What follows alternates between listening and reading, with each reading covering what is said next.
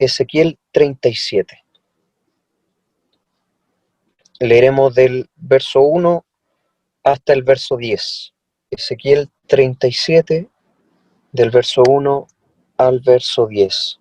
Y habiéndola encontrado, le vamos a dar lectura en el nombre de nuestro Señor Jesucristo. Dice: la mano de Jehová vino sobre mí, y me llevó en el espíritu de Jehová, y me puso en medio de un valle, que estaba lleno de huesos, y me hizo pasar cerca de ellos por todo en derredor. Y he aquí que eran muchísimos sobre la faz del campo, y por cierto, secos en gran manera. Y me dijo: hijo de hombre, ¿vivirán estos huesos? Y dije: Señor Jehová, tú lo sabes. Me dijo entonces: profetiza sobre estos huesos, y diles: huesos secos, oíd palabra de Jehová. Así ha dicho Jehová el Señor a estos huesos: he aquí yo hago entrar espíritu en vosotros, y viviréis. Y pondré tendones sobre vosotros, y haré subir sobre vosotros carne, y os cubriré de piel, y pondré en vosotros espíritu, y viviréis, y sabréis que yo soy Jehová. Profeticé pues, como me fue mandado, y hubo un ruido mientras yo profetizaba, y he aquí un temblor, y los huesos se juntaron cada hueso con su hueso, y miré, y he aquí tendones sobre ellos, y la carne subió, y la piel cubrió por encima de ellos, pero no había en ellos espíritu. Y me dijo: profetiza al espíritu, profetiza, hijo de hombre, y di al espíritu: así ha dicho Jehová el Señor, espíritu, ven de los cuatro vientos, y sopla sobre estos muertos, y vivirán.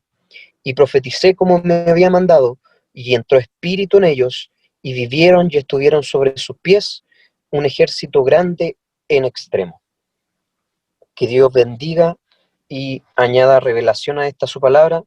Estoy con la cámara apagada por temas de conexión, así que espero que desde ya pedirles disculpas por esto. Bueno, Ezequiel, uno de los profetas mayores, no porque sea más importante, sino por la cantidad de lectura que tiene su libro. Él nace en Jerusalén, y fue deportado de Jerusalén hacia Babilonia en el año más o menos 598 antes de Cristo. Ezequiel significa Dios fortalece, y se desconoce el momento o el lugar de la muerte de Ezequiel, aunque la tradición nos indica que está cerca de Al-Clif. Este libro es un libro bastante especial porque tiene muchos momentos donde Dios trata con Ezequiel en persona y le muestra cosas. Y aquí en donde hoy día estamos viendo esto. Para comenzar, el llamado de Ezequiel me llama profundamente la atención. En el capítulo 3 de Ezequiel, podemos ver del 4 al 7, dice: luego me dijo: hijo de hombre, ve y entra a la casa de Israel, y habla a ellos con mis palabras, porque no eres enviado a pueblo de habla profunda, ni de lengua difícil, sino a la casa de Israel, no a muchos pueblos de habla profunda ni de lengua difícil, cuyas palabras no entiendan. Y si a ellos te enviara, ellos te oirán. Mas la casa de Israel no te querrá oír, porque no me quiere oír a mí, porque toda la casa de Israel es dura de frente y obstinada de corazón. O sea, me doy cuenta que Ezequiel ya tuvo un lugar de prédica, que el Señor mismo le decía: Israel ya es de dura frente y obstinados de corazón. Y a veces me recuerda mucho a nosotros, que somos duros de frente y obstinados de corazón. Y el que quiera decir amén, aquí puede decir amén. Yo soy el primero. Obstinados de mente, cerrados de mente y obstinados de corazón. Porque muchas veces no atendemos lo que se nos dice en la iglesia, sino que esperamos a que venga una voz de afuera y ¡oh, gran revelación! Nos han dicho las mismas cosas por años. Siento que el profeta Ezequiel tiene una tarea demasiado difícil, porque es fácil predicar a la gente de afuera, es muy fácil, porque uno no te conoce, no conocen tu testimonio, muchas veces no hay ese juicio de, pero yo conozco a esta persona viene a decirme esto, no, sino que cuando uno predica en su casa, uno debería sentirse más cómodo predicando, pero muchas veces es todo lo contrario. Por eso mismo es que el profeta no es profeta en su propia tierra. Y de aquí en adelante vemos cómo Dios le dice a Ezequiel que sea su voz en un momento crítico del pueblo de Dios. Entender que Ezequiel le estaba hablando a personas que habían sido tomadas de su pueblo, tomados de Jerusalén y llevadas a Babilonia. Él le predicó a esa gente, a la gente que estaba en el exilio. Es muy fácil predicar a gente que está en la bendición, que está tranquilo, que está en un lugar calmado, con seguridad, pero es muy distinta predicarle a gente que está en una situación como lo estaba el pueblo de Dios en ese tiempo, en la esclavitud bajo Babilonia. Conocemos también, Daniel es contemporáneo de Ezequiel, Jeremías también es contemporáneo de Ezequiel, y vemos cómo este terreno que se le entrega a Ezequiel es bastante complejo. Llegamos hasta el capítulo 37 y nos encontramos con, esta es una palabra que yo creo muchos de nosotros la hemos escuchado y que muchos de nosotros también de una u otra manera hemos oído hablar de ella. El Valle de los Huesos Secos es un lugar donde me impresiona el trato que tiene Jehová con Ezequiel, y esta es una tipificación para lo que sucederá con el pueblo de Israel. Esa es la primera, el primer mensaje. Hoy día vamos a tratar de trasladarlo hacia lo que hoy día nosotros vivimos. Dice el verso 1, la mano de Jehová vino sobre mí y me llevó en el espíritu de Jehová y me puso en medio de un valle que estaba lleno de huesos y me hizo pasar cerca de ellos por todo en derredor. Y he aquí, eran muchísimos sobre la faz del campo, y por cierto, secos en gran manera. Ocupemos la imaginación. Imaginémonos en un terreno baldío y muchos huesos. Él decía que era una extensión de campo que estaba llena de huesos. Él no podía contar los huesos. Leyendo, relataba un escritor que es como imaginarnos un campo de batalla en el cual se libró una tremenda pelea. Y después de esta batalla, los muertos y los cuerpos quedaron ahí. Y fueron presa de las aves de rapiña, que sacaron las carnes, y después fueron azotados por el sol, y los secaron, y se encontraron con este terreno. O sea que al lugar al que Dios llevó a Ezequiel era un lugar que no tenía ningún futuro. Humanamente hablando, era un lugar donde no había vida. Era un lugar donde el único hombre que tenía vida era Ezequiel, pero no había nada más de vida.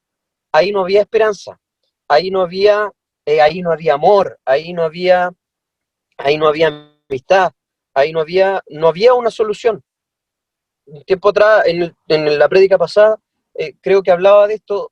Un médico puede hacer algo cuando la persona está viva, pero ya cuando se le declara su fecha de muerte y se coloca la hora y se dice ya se murió, el médico después no hace nada. Esta es la situación en la que se encuentra Ezequiel, en un valle de huesos y huesos secos. Esta era la realidad en la que estaba viviendo Israel. Y hoy día también puede ser la realidad de muchos de nosotros que no conocemos al Señor. ¿Cuál es esta? Que somos unos huesos secos. Las características de los huesos. Primero, estaban muertos. obviamente deberían de estar muertos. Estaban secos, estaban separados y estaban esparcidos por todo el campo. Cuando uno como persona, uno como creación de Dios, no está enlazado con el Señor, uno está muerto, uno está seco, uno está separado de Dios y uno está esparcido por el mundo sin ninguna misión, está esparcido por el mundo sin ningún mensaje que entregar o sin ninguna esperanza. He ahí en donde se encontraba ese pueblo.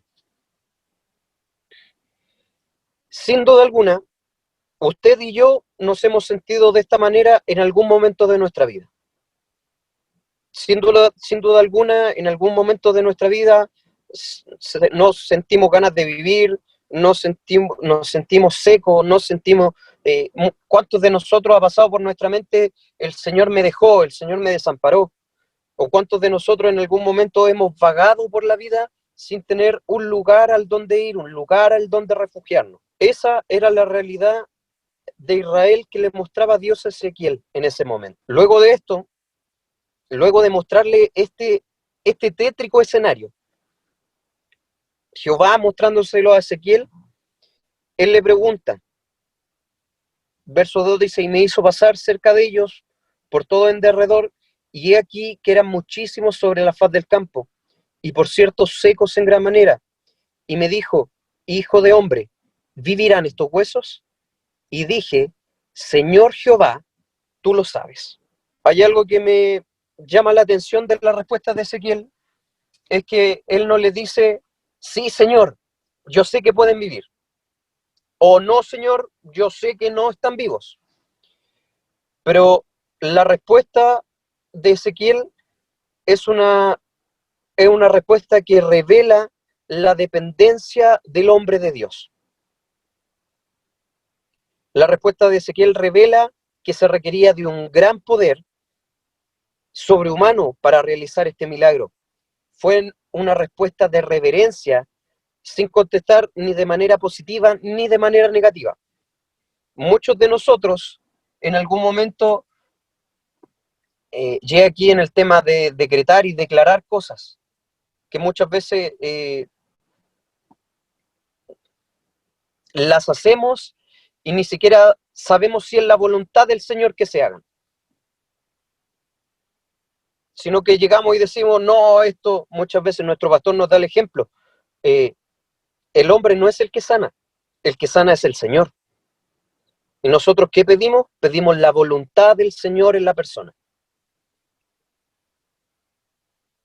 Que el Señor a nosotros nos libre de poder querer tener una autoridad que no nos pertenece, que es la autoridad que tiene el Señor, la autoridad que tiene Dios. Muchas veces nos bastaría dar esta respuesta que dio Ezequiel, y es decirle, Señor Jehová, tú lo sabes. Ni sí ni no, Señor Jehová, tú lo sabes. Tú eres el que maneja esto, tú eres el que me va a guiar de la buena manera, por donde tú quieres que yo vaya, yo voy a ir. Muchas veces esa dependencia del Señor no la tenemos. Sino que ¿qué es lo que tenemos? Tenemos nuestra versión, tenemos nuestra visión. No la visión que el Señor nos da. Sin duda alguna, siendo profeta del Señor, el ser profeta era que Dios hablaba contigo. Era que Dios te entregaba un mensaje para su pueblo. O sea, bueno, hoy día nos sucede esto a nivel mundial, que es que podemos ver a hombres llamándose profetas y dando profecía a diestra y siniestra, y nada se cumple. Porque no hay temor del Señor en ellos. Porque el Señor no ha hablado a través de ellos. El profeta se sabe que es profeta cuando la palabra que él dice se cumple. Que el Señor nos ayude a nosotros a que cuando tengamos que decir una palabra a alguna persona, no sea algo que sea de nuestro corazón, sino que sea algo que de verdad el Señor nos dijo. Una vez, un ejemplo, Una vez alguien me dijo, Marco, ahí está tu señora. Y hoy día estoy casado con otra persona. Hoy día estoy casado con la Moni, no con la persona que me dijo. Y muchas veces ocupan, no, el Señor me dijo que te dijera. Por eso es que tenemos que tener un real cuidado en esto. En primero, en ocupar el nombre de Dios en vano. En entregar un mensaje a alguna persona. Tenemos que ser direccionados por el Señor. Vemos aquí un profeta tremendo que le dice, Señor Jehová, tú lo sabes. Y al encontrarnos con esta respuesta, Dios le da una orden a Ezequiel que le dice, profetiza sobre estos huesos. Me dijo entonces, profetiza sobre estos huesos y diles, huesos secos, oíd palabra de Jehová. ¿Usted se imagina hablándole a huesos secos? ¿Usted se imagina hablándole a algo muerto? Esto es lo que estaba haciendo el profeta. Le estaba hablando a huesos. Y les dice, huesos secos, oíd palabra de Jehová. Ezequiel daba por hecho que algo tremendo iba a suceder. Así ha dicho Jehová el Señor a estos huesos.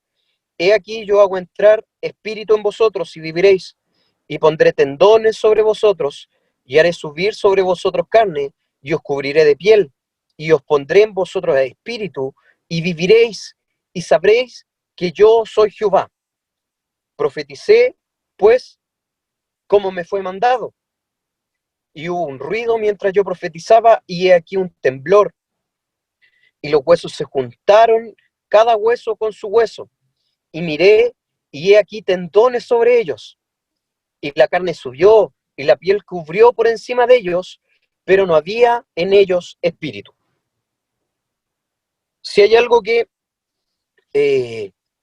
a la primera orden de profetizar, Ezequiel profetiza sobre estos huesos secos, y el milagro es que los huesos se juntan.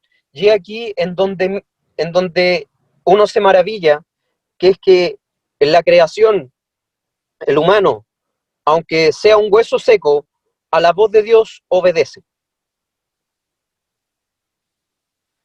Imagínense esos huesos secos que no tienen conciencia, que no tenían...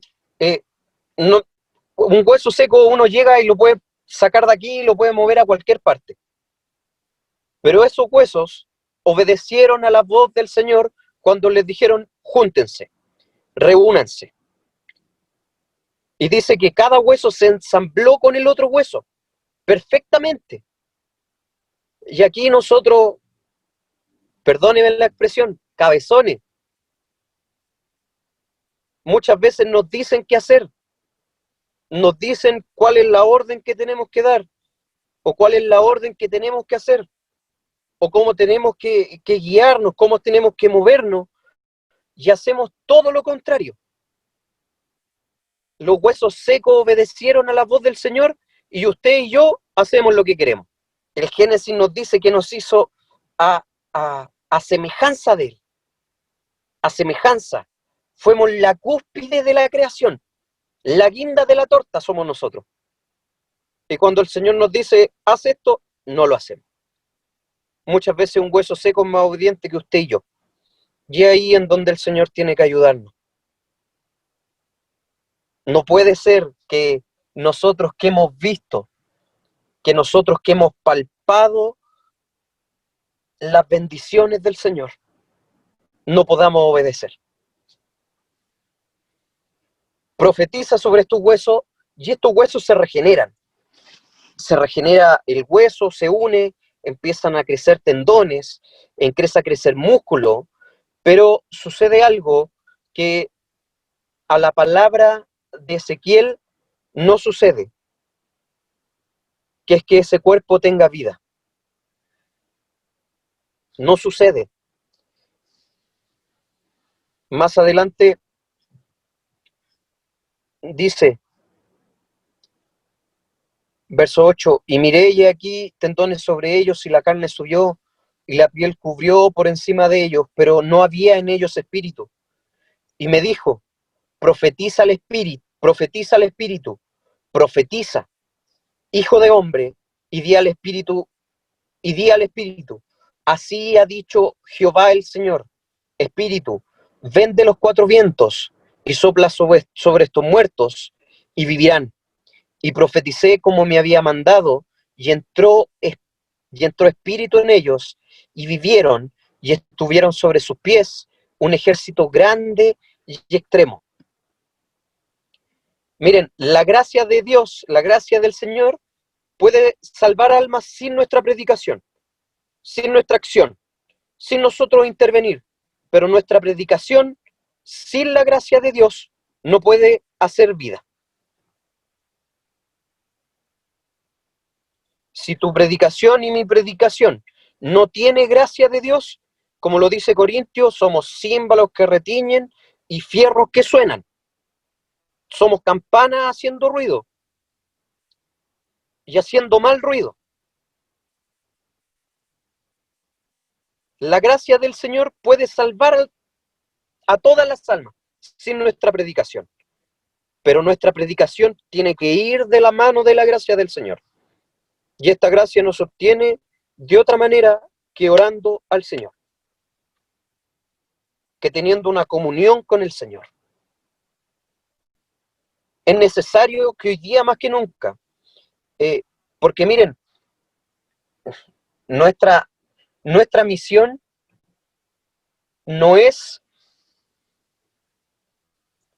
tener más títulos en nuestra vida, no es tener más cargos yo como persona en mi iglesia, no es llegar a ser pastor de alguna iglesia, oficial, jefe de cuerpo, jefa de cuerpo. Ese no es el fin. El fin de nuestra vida es ir y hacer discípulos. Ese es el fin. Y la gloria máxima de la persona es recibir el perdón del Señor y es poder ser hecha una nueva criatura. Todo lo demás, todo lo que venga, el cargo, la honra, el que nos sienten en puestos de adelante, en que nos digan, oh hermano, o oh, oficial, o oh, el jefe de cuerpo, ¿saben qué? Son cosas que van a pasar. Son tan llevaderas como lo somos nosotros. Son tan llevaderas como la flor del campo, que un día es y el otro día no es. Hoy día yo puedo ser jefe coro y mañana el Señor le dice a mi pastor que ponga otro y me saca. Y punto. ¿Y qué he de hacer yo? Oh, me quitaron el cargo. ¿Qué hago? Que el Señor a nosotros nos ayude. Que muchas veces, no, miren, no vamos a tener ningún cargo. Yo aquí, que el Señor me dé gracia. Vamos a hacer un NN dentro de la iglesia. Pero si tenemos la gracia de Dios cuando hablamos, vamos a ser un problema para el infierno. Un problema para el infierno. ¿Por qué? Porque estamos rescatando a almas que Satanás las tenía atadas. A almas que Satanás ya las tenía dadas por sentado que se iban a ir al infierno. Más responsabilidad hoy día tenemos los que tenemos alguna honra, algún cargo dentro de la iglesia. Si no estamos buscando la gracia, ¿qué estamos buscando? ¿Qué estamos buscando? Que el Señor de nosotros tenga misericordia y nos ayude a que esta misión no es una misión que humana, no, sino que es una misión espiritual, es una misión en donde se está jugando la vida de una persona, la eternidad de una persona. Ese es nuestro trabajo, ese es el trabajo suyo y el trabajo mío. Y para esto solamente podemos ir a la gracia del Señor, en buscarle al Señor, en poder ser otro Ezequiel, que dentro de un terreno de huesos secos, decir, Señor, como es que dice, para decirlo textual, Señor Jehová, tú lo sabes. Es así únicamente como podemos tener y entender que el poder de Dios es tan grande que puede restaurar a una multitud de huesos secos darles cuerpo y darles vida. Y el darles vida es ese soplo que el Espíritu Santo da. Eso no lo hacemos nosotros. El Espíritu Santo es el que redarguye de pecado, el que revela el pecado a la persona, y el que le hace entender a la persona que necesita de este Dios para poder vivir con Él, para poder guiarse bajo los preceptos que Dios nos dice. Una persona que no se guía por los preceptos del Señor y está en la iglesia, esa persona no ha conocido al Señor. Esa persona no lo conoce. Es ahí también de donde viene el pasaje donde van van unas personas, van donde un endemoniado y le dice este endemoniado: a Pablo conozco, a Jesús conozco, pero a vosotros no os conozco. Y muchos dirán: en tu nombre echamos fuera demonios, en tu nombre hicimos esto y en tu nombre hicimos esto otro, y el Señor dirá: no os conozco. Preocupémonos en conocer más del Señor. Preocupémonos en buscar más al Señor. ¿Para qué? Para que cuando estemos en un terreno de huesos secos, el Señor sea el que haga la obra. El Señor sea el que entregue la vida. No nosotros, el Señor. Yo doy gracias a Dios por esta su palabra, por a veces siento que no habla duro. Hoy día yo buscando esta palabra, uno primeramente es para uno dice: ¿cuántas cosas me faltan por hacer? ¿Cuántos fallos hay en mí? Pero sin duda alguna creo que si esta palabra la hacemos en nuestra vida, va a ser para bendición de nosotros y va a ser para bendición de la gente que todavía no conoce al Señor. De esa gente que no nos damos cuenta cómo la gente hoy día se está matando. No nos damos cuenta porque vivimos en nuestra burbuja. Porque está bien mi familia, está bien mi esposo, está bien mi hijo, está bien mi suegra, están bien mis papás. Pero no miramos hacia afuera. Hoy día estamos todos centrados en que están construyéndonos el templo. Tremenda bendición. Pero ¿qué estamos haciendo por los de afuera? Van a ver un tremendo templo ahí levantado. ¿Y qué hemos hecho nosotros por los de afuera? Que el Señor me ayude a poder hacer el trabajo que el Señor me dijo que hiciera. Yo doy gracias al Señor por esta su palabra, por este mensaje. Y Jorgito, te quería pedir que si tú puedes orar por la palabra, para yo moverme ahora donde tengo la guitarra, para poder después cantar. Así que para el Señor, toda la honra, toda la gloria, y para mí su misericordia.